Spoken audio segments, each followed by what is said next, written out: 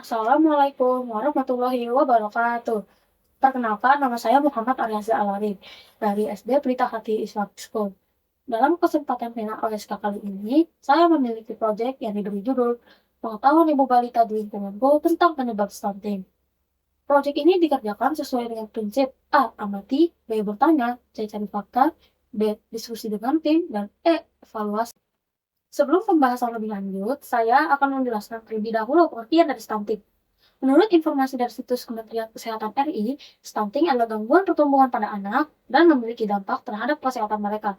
Adapun penyebabnya bisa disebabkan banyak aspek, namun secara umum dapat dikelompokkan menjadi 4, yaitu 1. Gizi buruk, 2. Sanitasi yang tidak memadai, 3. Praktik makan yang tidak tepat, dan 4. Infeksi berulang pada anak.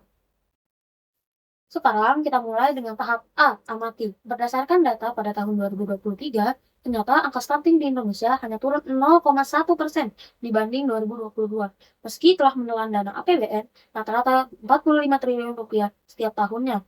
Penurunan angka stunting yang belum sesuai harapan ini menjadi PR kita bersama. Dari permasalahan tersebut, saya menduga bahwa solusinya berkaitan erat dengan peran keluarga, terutama masalah pengetahuan dan yang mendasari aksi yang dilakukan untuk mencegah stunting. Setelah melakukan pengamatan terhadap lingkungan sekitar, kita masuk ke tahap berikutnya, B. Bertanya. Ada beberapa pertanyaan yang muncul, yaitu 1. Bagaimana saya dapat berperan dalam memperbaiki situasi ini? 2. Dimulai dari mana dan siapakah dalam setiap keluarga yang paling berperan agar program pencegahan stunting ini berhasil? Dan apakah pengetahuan yang menjadi dasar tindakan sudah dimengerti? Untuk menjawab pertanyaan tersebut, kita masuk ke tahap C, cari fakta-fakta dan keterangan. Saya dan tim mengembangkan rancangan proyek untuk mengumpulkan fakta dan keterangan yang tahapannya adalah 1. Tahap perencanaan yang terdiri dari pembagian tugas, pembuatan kuesioner, dan pendataan target responden. 2. Tahap pelaksanaan yang terdiri dari penjelasan kepada responden mengenai proyek dan proses pengambilan data.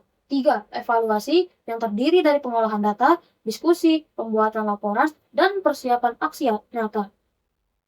Metode pencarian dimulai oleh penelitian melalui kuesioner yang dikirim secara online melalui Google Form dengan rancangan sebagai berikut.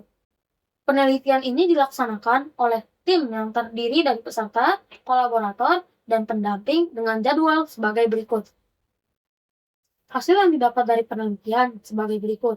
Tabel 1 adalah demografi dari 45 responden yang mayoritasnya adalah SMU atau SMK sebanyak 13 orang dan sarjana sebanyak 19 orang, selebihnya adalah SD sebanyak 3 orang dan SMP sebanyak 4 orang dan pasca sarjana sebanyak 6 orang.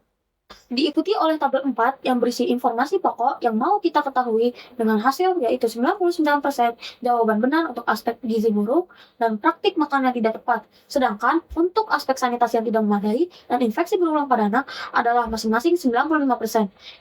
Fakta-fakta yang didapat tadi kita bahas dalam fase D, diskusi bersama kolaborator dan pendamping, di mana akhirnya kita dapat menjawab pertanyaan-pertanyaan yang muncul di awal proyek.